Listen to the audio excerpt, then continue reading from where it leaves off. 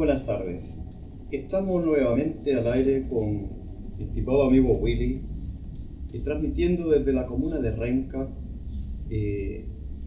un capítulo más de la interpretación marxista de la historia de Chile, escrita por Luis Vitale, compañero revolucionario, historiador. Él anduvo también por acá, por estos pagos, por acá, por Huamachuco, a dar sus charlas, como siempre, al igual que el compañero Salazar. Salazar también anda en las poblaciones, explicando la temática de sus libros y sus puntos de vista. En el último capítulo hablamos de la guerra del Pacífico y también el tema de la causa mapuche.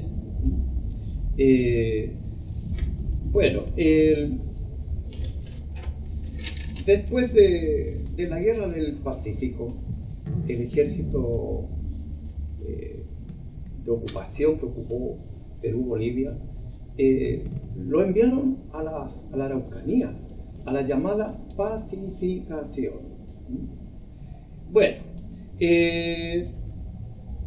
Continuamos.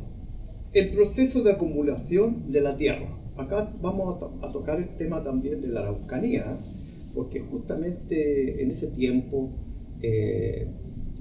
los soldados, por ejemplo, la burguesía, la oficialidad, por ejemplo, se trasladó hacia el sur. Dice así en este capítulo: la generalización de las relaciones mercantiles aceleró el proceso de apropiación de las tierras indígenas. El gobierno de Manuel Montt coaccionó a los mapuches para que vendieran sus tierras al Estado o particulares, como fase inicial de un plan de colonización de mayor envergadura en la zona de la frontera. El proceso de acumulación de la tierra se encubría con leyes que aparentemente tendían a proteger los derechos de los mapuches. El decreto del 14 de marzo de 1853 establecía que, comillas, toda compra de terrenos hecha a indígenas o terrenos situados en territorio indígena debe verificarse con intervención del intendente de Arauco y del gobernador de indígena.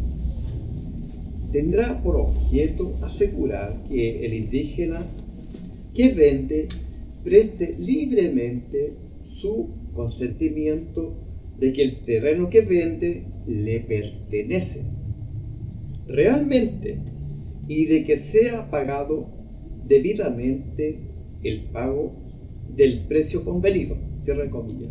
¿Quién dice eso? Ricardo Donoso y Falón Venegas, en el libro Historia de la Constitución de la Propiedad Austral, entre comillas, página 51, esto en el libro en el año 1971.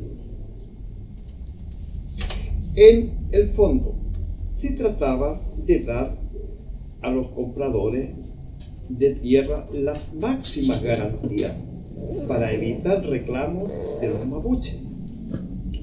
La apropiación de la tierra se reglamentó por medio de la engorrosa y especial legislación de compraventa. El plan colonización, entre comillas, de Montt tenía como finalidad la liquidación de la propiedad comunitaria y la implantación de la pequeña propiedad privada entre los sitios. Esta situación fue claramente empresa por el intendente de Arauco en nota del 3 de mayo de 1854 al gobierno. Comilla, hay todavía para mí un pensamiento más elevado a que atender, y este consiste en, una vez desarrollado el plan propuesto en el territorio que hago relación, puede hacerse extensivo el beneficio aún entre las propiedades de los mismos indios, adaptando a este respecto la base del pensamiento expuesto, aunque los indios sean diversos, pues estoy plenamente convencido de que la comunidad de bienes es lo que constituye en gran parte la barbarie de aquellas gentes y se obtiene la divisibilidad perfecta de la propiedad entre ellos. Puede decirse que se ha fijado lo principal para la reducción y civilización del territorio araucano. Esto también lo dice el mismo señor que es Ricardo Donoso, ¿ya? Las ofertas de dinero tentaron a numerosos indígenas a vender sus tierras. En este periodo de generalización de las reuniones mercantiles, contribuía al mismo tiempo a imponer la noción de propiedad privada que había sido secularmente ajena a la comunidad mapuche. Tomás Guevara sostiene, comillas, los indios fueron extraños a toda noción de propiedad personal, hasta que la demanda de sus tierras desenvolvió entre ellos, particularmente entre los caciques, la idea de considerarse dueños exclusivos del suelo que usufructaba la comunidad. Cierre comillas. ¿Quién lo dice? Tomás Guevara, Historia de la Civilización de la Araucanía, tomo 3, página 414. Esto fue publicado en 1902. Los loncos empezaron a vender tierras que no eran de su propiedad personal, sino de la comunidad. El mapuche Trango vendió a Cornelio Saavedra una extensa propiedad en la zona de Tucapel, en la suma de 400 pesos. Tomás Rebolledo compró 600 cuadras a los indígenas en Nacimiento por 150 pesos. Y Joaquín Fuentealba, cuadra, 2.000 hectáreas por 500 pesos. Y Joaquín Fuentealba por 500 pesos. Y Ventura Ruiz adquirió 2.000 cuadras en Nacimiento y Negrete. Era corriente comprar 500 cuadras por 250 pesos. Aníbal Pinto adquirió tierras a los mapuches en las subdelegaciones de Negrete y Nacimiento y 5.000 cuadras en el departamento de Arauco. Una de las compraventas decía: Los Ángeles, a sus 6 días en el mes de mayo de 1856, intendente don Francisco Bascuñán Guerrero, comparece el indio Antonio Culihuique y don Joaquín Fuentealba. El primero, hablando bien español, expresa que desea vender un retazo de terreno de 2.000 cuadras. Subdelegación de Nacimiento, precio cedido en venta con todos los usos y servidumbre, 500 pesos que confiesa tenerlo ya recibido. Se autoriza legalmente por ahora la propiedad de Fuentealba sobre 2.000 y tantas cuadras. El resto deberá consultarse al Supremo Gobierno. El vendedor renuncia a reclamos que lejos anteriores le permitía hacer sobre terrenos ya vendidos. A nombre del indio firma don Jacinto Contreras, cierre de comillas. Eso está en el Archivo Nacional en el Ministerio del Interior, en la Intendencia de Arauco, en el año 1830 y 1878, en volumen 98. Algunos toques. Perdón.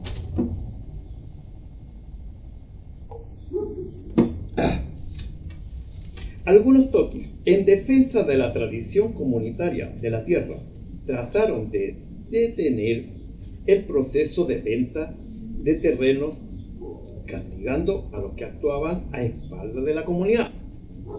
Una carta Bernardino Pradet, fechada en Chillán el 29 de julio de 1862, narraba que, comillas, los caciques viejos creen que todas las tierras en que habitan las diferentes tribus son nacionales y que para vender es necesario consultar la voluntad toda su nación, so pena de pérdida de la vida en el que vendiese.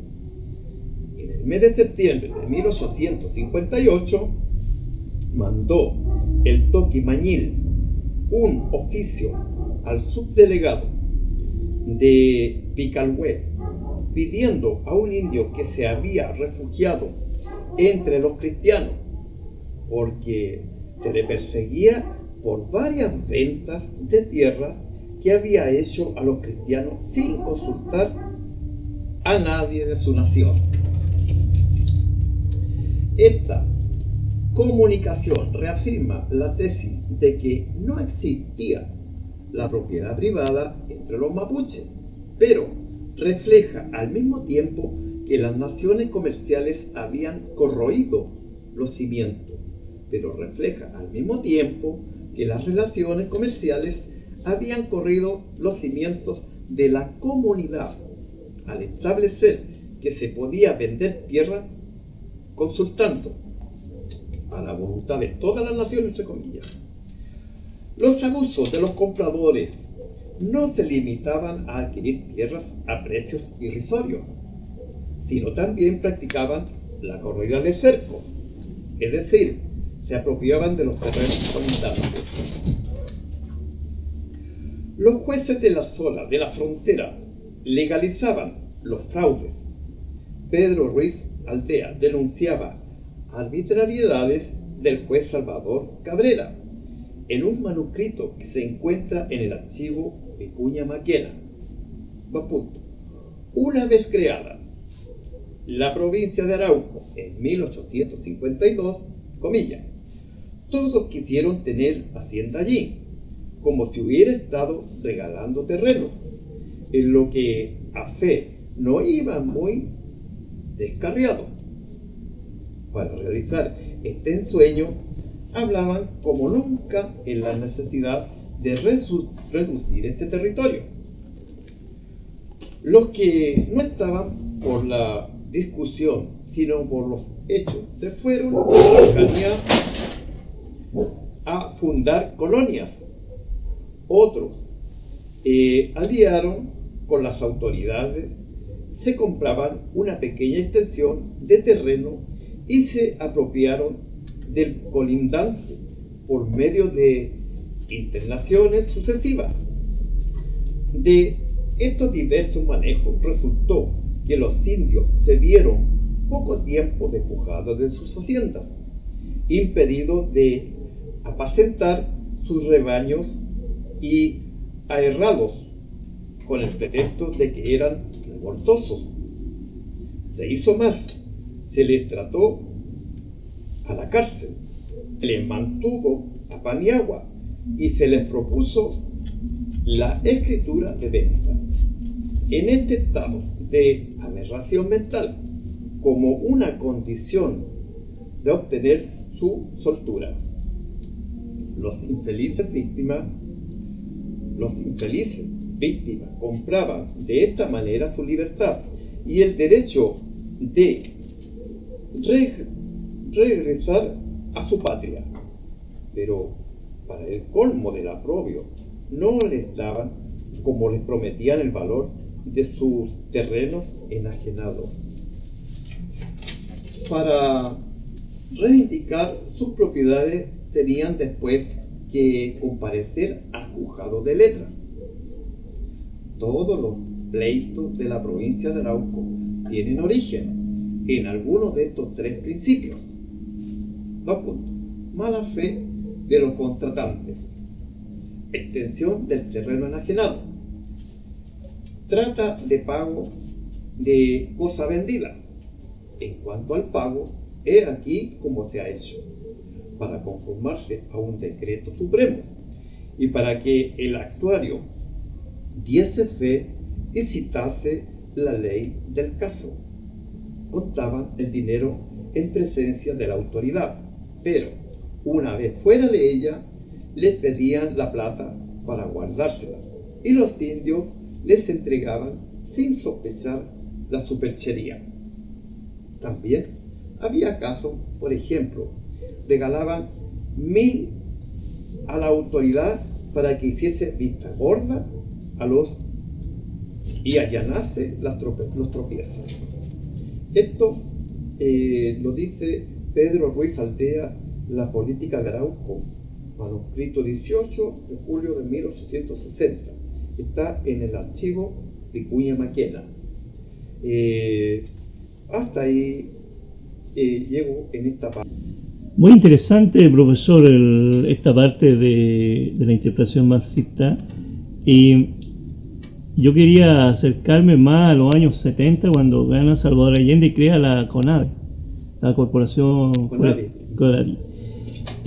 donde le dan atribuciones a la cuidado a los pueblos mapuche de los bosques nativos y los bosques que había. Después de golpe, eso se elimina, porque entra el hijo de Ponce Lerura, el nieto de Pinochet, a esa organización, elimina todo eso y crea en el año 1974 un decreto ley que se llama Ley 701, que el Estado les pasa terreno a las grandes forestales con el 75% de subvención en desmedro de nuestros hermanos mapuche, donde son echados de sus tierras, porque acuérdense que el Estado tiene una deuda histórica con nuestros hermanos mapuche, especialmente en materia de territorio, porque fueron usurpados. El único ejército preparado que fue atacar a los hermanos mapuche, y en el relato que hace Luis Vitale es muy interesante. Sí, mira, a ver, está bien lo que dicen tú, pero yo me voy a remitir a lo dicho, a lo escrito. Primero, acá se pone una camisa de fuerza que son las leyes.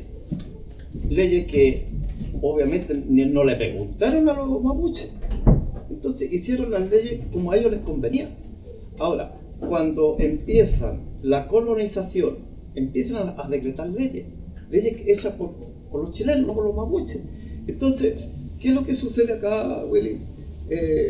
Hay un cambio arbitrario.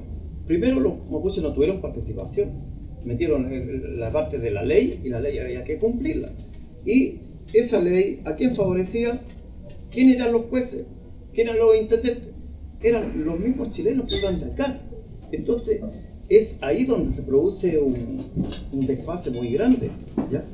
Un desfase que hasta hoy día lo tenemos, porque la ley es hecha por los huincas, y más encima el valor de cambio, como lo dijimos anteriormente, no lo tenían los mapuches.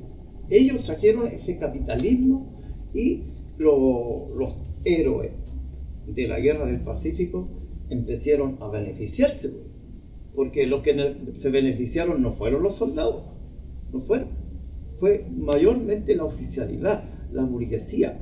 Ya nombramos, por ejemplo, a este señor que te dije yo, Cornelio Saavedra. ¿Ah? Cornelio Saavedra. Él fue uno de los pilares de la represión, ¿ya? Hay otros más que fueron muy crueles, y esos se quedaron ¿con qué? Con las propiedades. Y la pequeña burguesía también, como señala acá, como señalan los autores, no Vitale, porque Vitale hace un recuento, ¿ya? Entonces él desnuda esta realidad, Y lo que dices tú, claro, es lo que vivimos la generación nuestra. Pero en el pasado es ahí donde se produce este problema que hasta hoy día lo tenemos y que se culpa por revoltoso, ¿ya? Cuando ellos metieron el asunto del capitalismo, lo que estamos haciendo acá, ¿ya? Ellos introdujeron el capitalismo. Y bueno, hoy día, como dice Salazar, Salazar habla mucho de este tema, ¿eh? Porque no habla de los indígenas, habla de los que siguen, la generación que sigue, los que están en Santiago, porque la mayor parte de los mapuches no están en la Araucanía hoy día, están en Santiago. Sí, porque que fueron, ¿cómo se llama?, desplazados después del golpe, porque esta lógica es vieja del imperio, que actualmente ahora está posesionándose en la Argentina, de quitarle las tierras a los hermanos mapuches argentinos, porque están peleando por las famosas tierras raras. Que antes estábamos hablando, antes de entrar a escena, sobre cuánto ha perdido los gringos. Primero han perdido por la parte de inteligencia, porque ellos compran inteligencia. Y al comprar inteligencia no producen, las universidades no producen personas que van a mirarse al futuro, porque no es rentable. O sea, mirarse al futuro para ellos no es rentable, sino que hacer cosas. Entonces prefieren comprar un ingeniero de cualquier país, pero aprendieron los países, tanto Irán, tanto China, tanto Rusia, que había que cuidar a sus científicos porque eran los que iban a solucionar los problemas del futuro. Mira, yo viendo por ahí un diario, siempre yo tengo una colección de Le Monde Diplomatique y aparece un artículo muy interesante que tiene que ver con Argentina, fíjate. Por ahí aparece un reportaje cuando el dictador Sukarno, ¿ya? Este caballero cede los derechos mineros a Estados Unidos. Esto hace muchos años. Entonces le cedió por 30 años. ¿Y qué es lo que recibe Sukarno? Un préstamo dice el diario, dice 40.000 millones. Estados Unidos se puso, pero hizo el contrato por 30 años. ¿30 años para qué? Para sacar metales preciosos. Ahora, ¿por qué sacó a colación esto? Porque esto se está repitiendo en Argentina. Pues. En Argentina, el señor Milei le tiró un salvavidas, o sea, el señor Trump, un salvavidas a Argentina y le facilita dinero y ahora tenemos que sacó gran mayoría Milei. Entonces, ese es un tema que tenemos que tener presente. ¿Por qué? Porque tenemos una elección encima, ¿te fijas?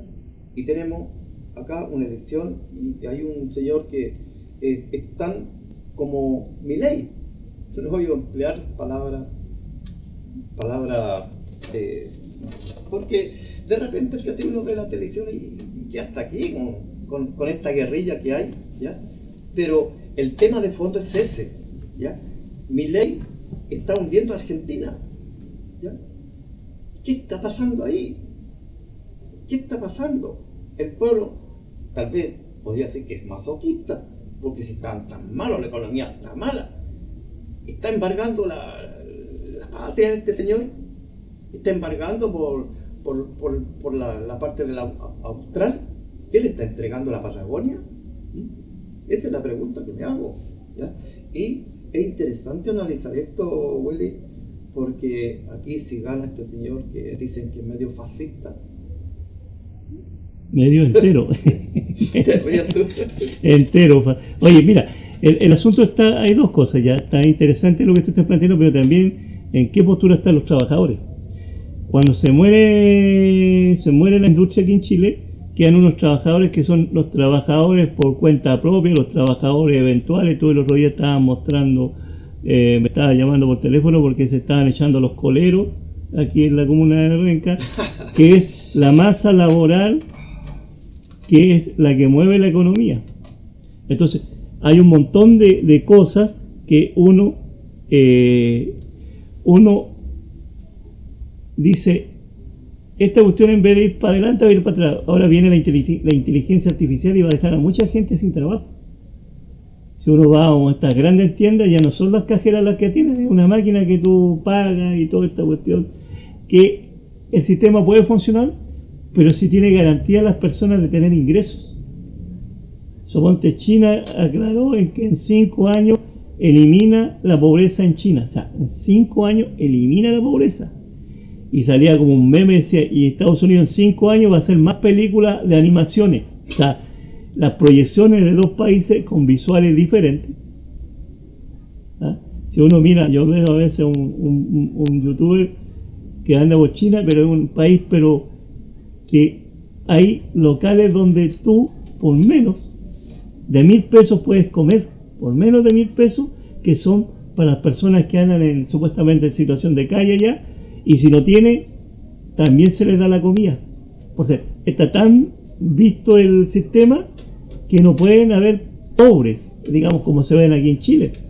O sea, en Chile tú ves en cada esquina gente durmiendo en la indigencia, que ahora se llama en situación de calle porque le cambian, tratan de ponerle el nombre. Entonces, el sistema genera unas desigualdades, pero catastróficas. Mira, acá en Reca estuvimos ayer en un reportaje bastante extenso donde el señor alcalde fue ahí a destruir unos rucos, unas construcciones de unos narcos. Obviamente que nosotros nunca vamos a estar a favor de delincuentes y menos de los narcos. Por lo menos yo como profesor, yo no puedo hablar por todo, pero como profesor encuentro lo más aberrante lo que está sucediendo con nuestra juventud, en el vicio, en el alcohol, en tanta tontera que hay. Obviamente que hay que combatirlo. Yo creo que ahí estamos todos de acuerdo, sean del color que sea, hay que combatir el narcotráfico, hay que combatir la delincuencia, pero, ojo, acá nos vengamos a meterlo a todos al saco, hay que separar la paja del trigo, porque en esta, por ejemplo, en estos operativos que hicieron los personal del alcalde acá, hay gente que es polero. Yo conozco a varios de ellos, e incluso hay uno que aparece ahí identificándose que él trabajaba en la industria tanto, unos carnés tanto. Él lo único que puede hacer es ganarse la vida vendiendo. Entonces, ¿Te puedo hacer una crítica? Dime. Ocupar esa palabra grande y elocuente que la ocupa todo eso, que los narcos. El mayor narco que hay aquí en la comuna casi vecino tuyo. Que tú ni sabés cómo se llama. No sé. Sí, el famoso Guaso Alfredo. No sé. Yo he escuchado hablar de él. Ya. Él es un señor que incluso cuando han habido problemas muy grandes con jugadores o artistas que han salido con de cocaína, que han salido en la televisión, siempre él sale nombrado. Entonces, aquí hay una cuestión de estigmatizar al sector popular, pues que pueden ser consumidores o microtraficantes, pero narco, así como que ellos son los que manejan el cartel de Sinaloa, es mucho, y eso yo encuentro que es una falta de respeto incluso para los propios periodistas que se llenan la boca cuando las personas no tienen dónde vivir, generan ruco en el cerro donde tú vives, más allá, y te ha tomado el cerro de allá de Loza. Sí. ¿Ah? ¿Por qué? Porque la gente, primero, mucha gente no tiene dónde vivir, otra gente que llegó indocumentada al país, que tiene que tener donde un lugar porque los arriendos están muy caros, y tampoco no le dan trabajo porque cruzaron ¿cómo se llama? Los límites de Chile con Bolivia, y como allá no hay cuerda fronterizo. ¿Por qué no hay? Por la situación que no tenemos relaciones diplomáticas con Bolivia, y al no tener relaciones diplomáticas tampoco puede alguien estar ahí como militar porque tensan las cosas, porque es una cuestión estratégica. Pero ¿a quién le sirve? A los narcos famosos. La cantidad de droga que sale por el puerto de San Antonio es tan increíble que no es controlable porque son privados los puertos.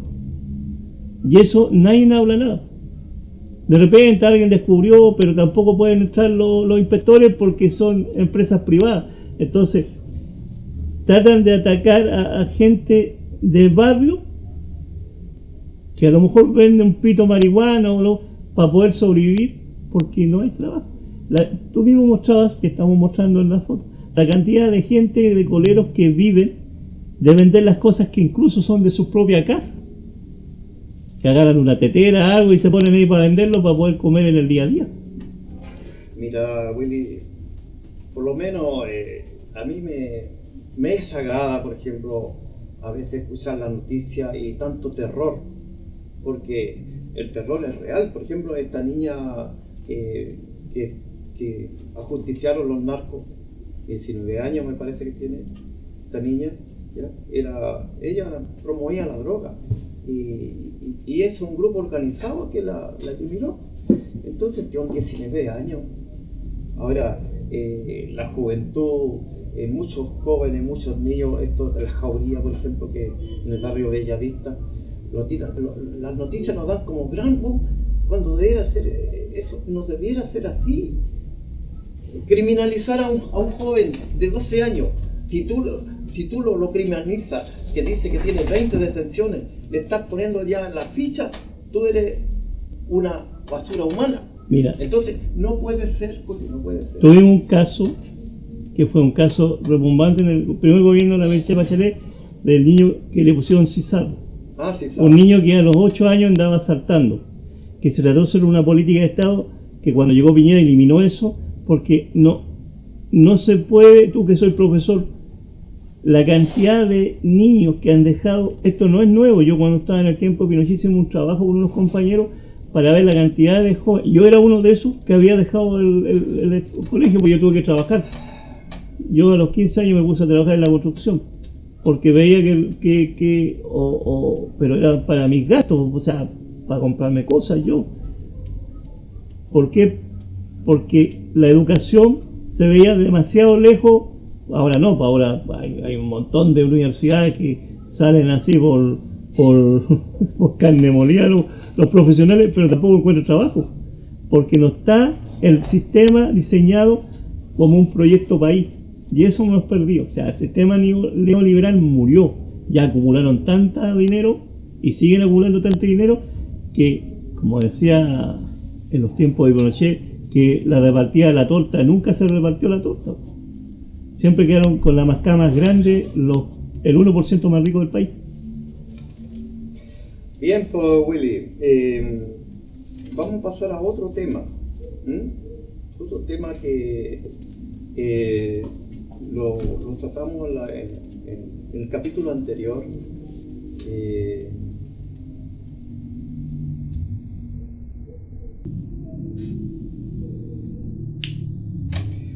Bien, continuando con nuestro programa, ahora vamos a contar algunas cosas de don José Toribio Medina.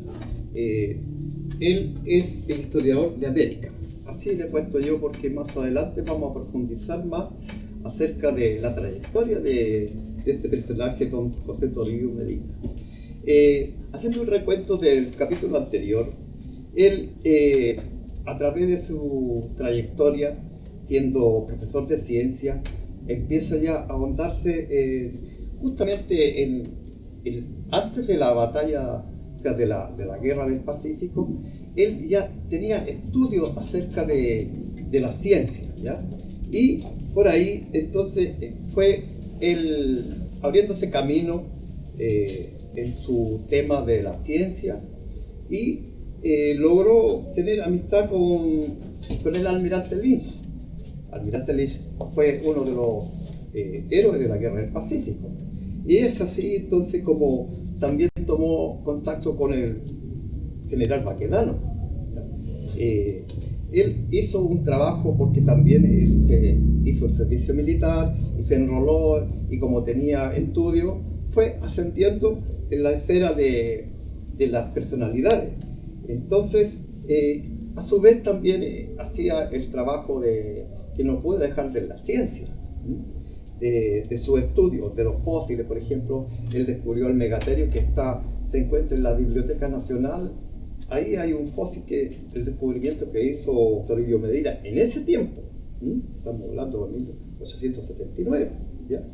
Y también fue biógrafo de Arturo Prat. Él es el autor también de de documentos históricos que los conservan hoy día en los museos. También él hizo estudios en el archipiélago de Chiloé.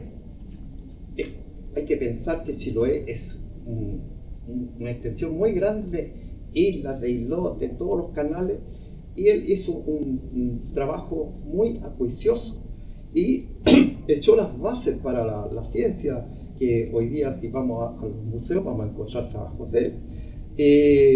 Y por último, él echó las bases de la Sociedad de Arqueología, ¿ya? Estamos hablando en aquellos tiempos, en 1879 y la fecha que sigue. Bien, continúo con don José Toribio Mena. Por fin, en el año 1882, entrega su libro Los aborígenes de Chile.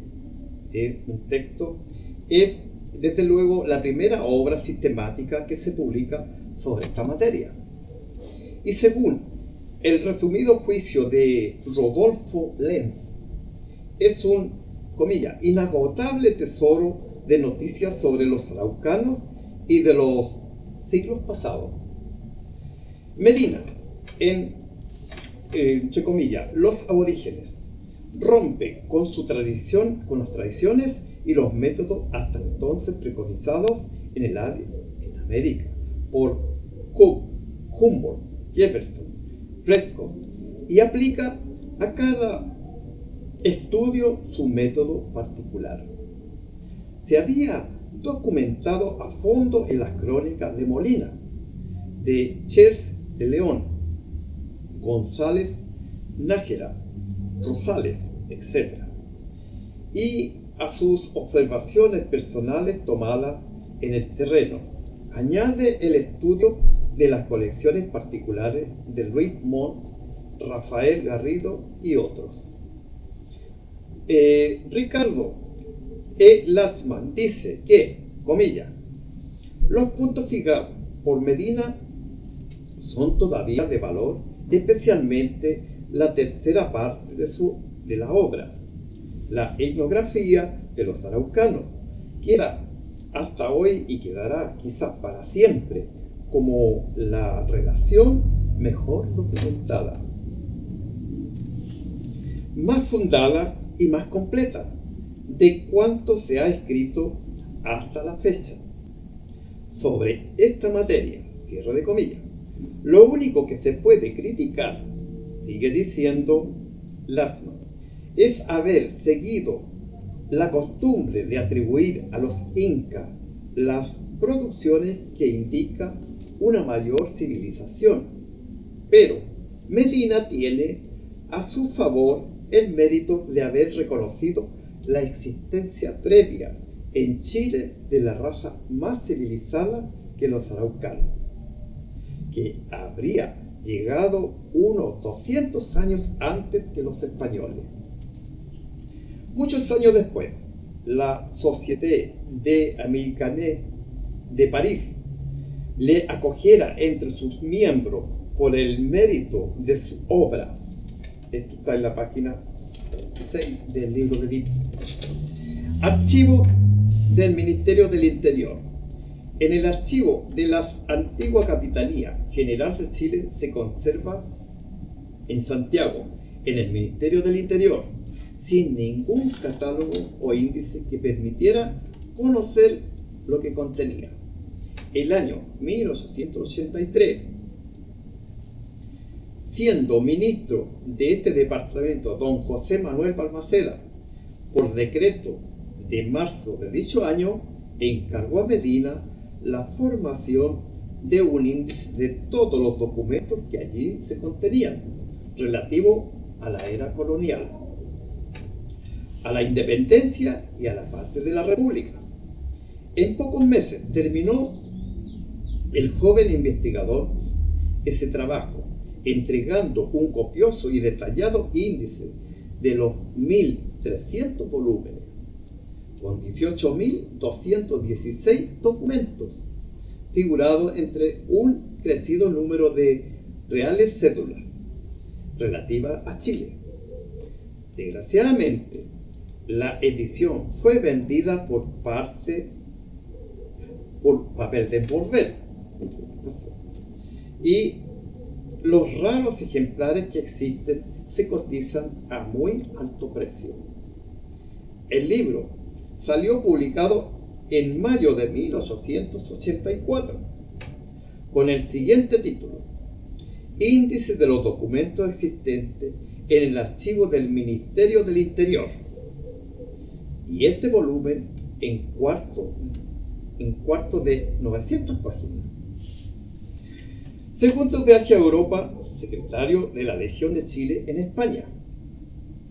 Como se señaló anteriormente, Medina tuvo la suerte de conocer, cuando desempeñaba el cargo de auditor de guerra en Iquique, al almirante Patricio Lins, quien, al ser nombrado en 1884 ministro de Chile en Madrid, solicitó al presidente Santa María que nombrase a Medina secretario de la legación. Dentro de su breve estancia en España en 1876, Medina había podido darse cuenta de que la enorme riqueza en documentos históricos que existían en sus archivos, antes que él había buscado aquellos legajos, Gay, Barros Arana, el arzobispo Valdivieso, Vicuña Maquena y Moria Vicuña, pero careciendo de tiempo suficiente para hacer una investigación metódica y completa, Medina creía confiadamente que en 1884 que se regresara a España podría sacar copias de los principales expedientes y componer una historia colonial de Chile. Para Medina, este nombramiento fue providencial. El gobierno de Chile no solo había tenido en cuenta la capacidad y experiencia de Medina para desempeñar su cargo diplomático en España, sino también sus anteriores estudios históricos y de investigación, de lo que tenía un conocimiento directo y oficial por su índice de archivo del Ministerio del Interior. Por esta circunstancia, Medina pudo solicitar a la Universidad de Chile fondos para el pago de copias de los archivos de España, de los documentos históricos más importantes que allí encontrara. El Consejo de Instrucción Pública de la Universidad unánimemente aprobó esta petición y obtuvo del gobierno que se encargasen a Medina 10.000 pesetas, o sea, 2.000 pesos chilenos, para un trabajo de tanta importancia en la historia y la cultura chilena. Esta vez se le privaba a Medina de las mejores condiciones para hacer el trabajo fructífero. Iba a encontrar en España un medio que parecía especialmente preparado para él. Sobre todo, se le iba de trabajo mediante sus amistades diplomáticas y administrativas. Los archivos se le abrían con toda facilidad. Fue esta la época más agradable de su vida y que recordó siempre con mayor cariño. Su representación en la vida intelectual madrileña dio más brillante respaldo a sus trabajos diplomáticos, en los que actuó a veces como encargado de negocios durante más ausencias del ministro Lins. En esta ocasión conoció al nuncio de santidad en España, Monseñor Rampolla, y a su secretario, Monseñor de la Chiesa, quien más tarde llegaría a ser papa, bajo el nombre de Benedicto XV. Con el rey en España, Alfonso XII, tuvo ocasión de hablar en 2 audiencias con la reina María Cristina, que era sobrina del malaventurado Maximiliano de México. No veía con simpatía a los americanos, pero con Medina fue amable y diferente. Eso es un pequeño extracto entonces de la trayectoria de don José Toribio Medina. Debo agregar que el trabajo de Medina fue también producto del trabajo de su esposa, su compañera, Ibáñez era el apellido de ella. Ella siempre lo acompañó, lo ayudó en su trabajo. Por ahí hay algunas fotografías que estamos mostrando que están dando evidencia que también el trabajo de su compañera que anduvo con él en muchos lugares.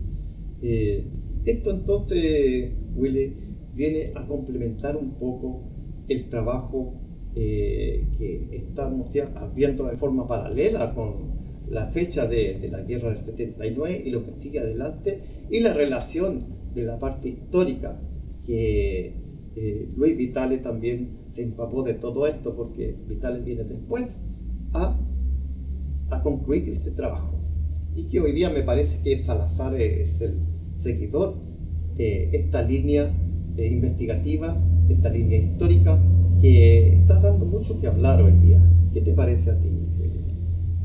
Yo creo que los estudios que se están haciendo, bueno, el estudio que hace José Toribio Medina, que viene del siglo pasado, era como un futurista, porque hay muchos académicos que han tomado la historia desde abajo.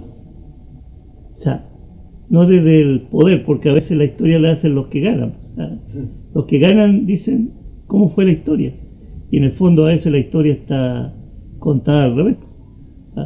Lo que está pasando, suponte, en Chile actualmente, sobre la realidad que estamos viviendo, que antes, hace un poquito más atrás de este video, tú estabas hablando de los candidatos, y los candidatos nada dicen cómo solucionar la realidad chilena cotidiana, que es llevar el pan cada día, no mejorar los salarios, e incluso uno está hablando de despedir gente, de despedir gente que él lo proclamó como parásito, como una palabra así, pero resulta que los parásitos tendrían que ser los parlamentarios, el presidente, o sea, eliminar a todos. Entonces no habría sentido de hacer, esta democracia no tendría sentido en base a esa discusión que ellos ponen en la mesa, porque todos esos que hablan han sido funcionarios a contrata, no contratados, porque acuérdate que achicaron tanto el Estado que a veces el Estado tiene que contratar personas que pueden estar 20 años, pero